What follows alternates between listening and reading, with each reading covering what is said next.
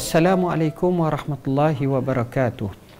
Alhamdulillahi rabbil alamin, wassalatu wassalamu ala asyrafil anbiya'i wal mursalin wa ala alihi wa sahbihi ajma'in, amma ba'.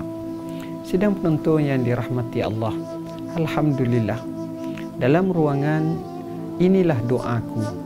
Saya akan membaca satu doa untuk sama-sama kita amalkan sebagai satu sifat sebagai seorang Muslim yang menunjukkan kehambaan dan ubudiyah kepada Allah Subhanahu wa Ta'ala. Doa dalam buku inilah doaku ialah Allahumma inni as'alukal huda wat tuqa wal afafa wal ghina. Mafhumnya, wahai Allah, sesungguhnya aku memohon kepadamu petunjuk, ketakwaan, sifat iffah dan juga kekayaan. Hadis ini diriwayatkan oleh Imam Muslim, Imam At-Tirmizi, Ibnu Majah, Imam Ahmad dan juga Ibnu Hibban. Hadirin hadirat yang dirahmati Allah sekalian, sebagaimana kita digalakkan untuk memohon kepada Allah Subhanahu wa Ta'ala, maka sewajarnya lah menjadi kelaziman kepada kita sentiasa bermunajat, memohon kepadanya dari semasa ke semasa. Doa yang kita bacakan tadi, Allahumma inni as'alukal huda wat tuqa wal afafa wal ghina. Doa ini berdasarkan kepada hadis yang diriwayatkan oleh Abdullah bin Mas'ud. Beliau berkata bahawa Rasulullah sallallahu alaihi wasallam membaca doa ini, Allahumma inni as'alukal huda wat tuqa wal afafa wal ghina, sebagaimana dalam riwayat Muslim. Al-Imam An-Nawawi menyatakan, sebagaimana kita telah bincang tentang petunjuk dan takwa, maka di sini perkataan yang digunakan adalah afaf wal afafa. Afafa yang diambil daripada iffah bermaksud menjauhkan dan menahan diri daripada perkara yang tak dibolehkan. Dalam bahasa mudah, dikurniakan kepada kita maruah yang baik, jaga jati diri yang baik, integriti yang baik, sifat celaan yang kita dapat elakkan, sifat terpuji yang kita pakaikan pada diri kita. Maka itulah maknanya afafah, iffah. Dan afafah ini adalah salah satu daripada tanda kesalehan, kebaikan.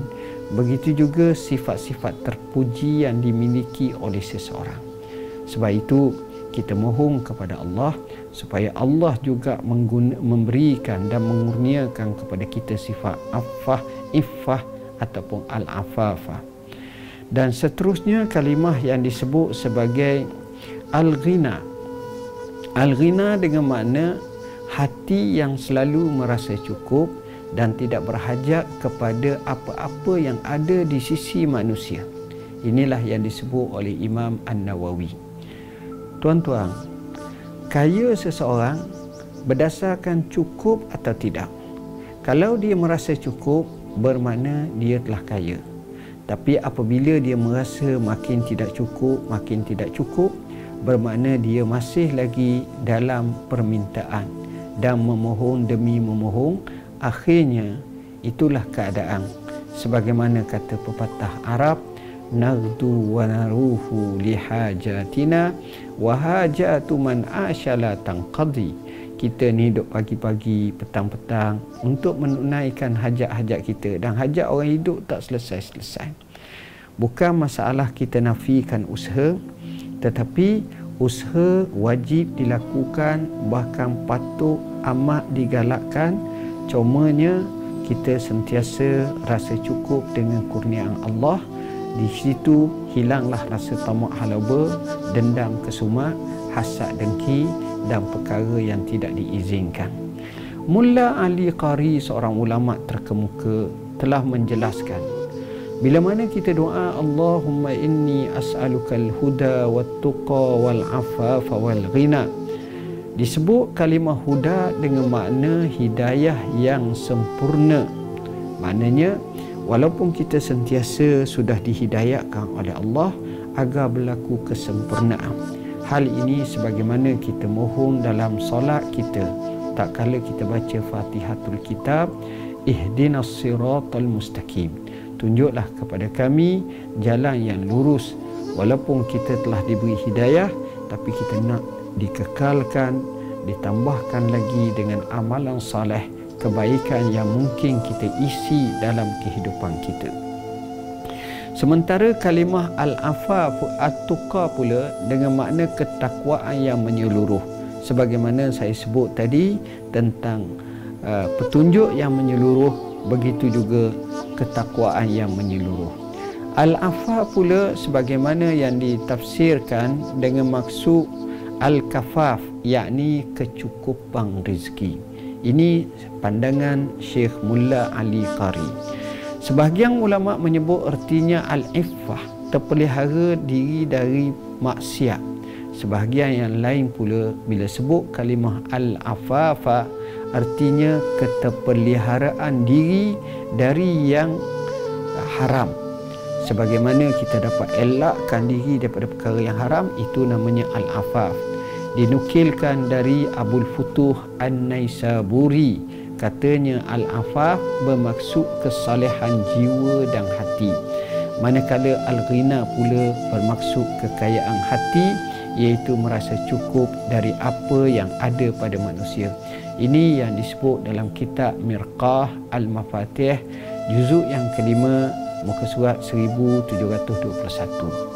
Sidang penonton yang dirahmati Allah, Ibn Illan Asy-Syafi'i atau Allan Asy-Syafi'i menyebut al-afaf bermaksud terhendak daripada segala maksiat dan keburukan, manakala al-ghina pula bererti tidak ada perasaan berhajat kepada makhluk. Ini berdasarkan dalam kitab yang masyhur Dalilul Falihin, syarah kepada kitab Riyadhus Salihin. Justru tuan-tuan, pagi-pagi atau petang-petang atau waktu yang sesuai, kita doa-doa ini, doa yang kita minta 4 perkara. Allahumma inna nas'alukal huda, petunjuk, wat-tuqa, ketakwaan, wal afafa, begitu juga iffah atau selamat daripada dosa atau maruah yang tinggi, begitu juga daripada maksiat, wal ghina, kecukupan dalam kehidupan kita, kaya hati dan berhajat hanya kepada Allah Subhanahu wa taala. Maka itulah sebaik-baik yang kita mohon berdasarkan apa yang Nabi ajar kepada kita. Justru marilah kita lazimi doa ini, iaitu Allahumma inni as'alukal huda wat tuqa wal afafa wal ghina. Sekian aku qauli hadza wa astaghfirullahal azim li wa lakum. Wassalamu alaikum warahmatullahi wabarakatuh.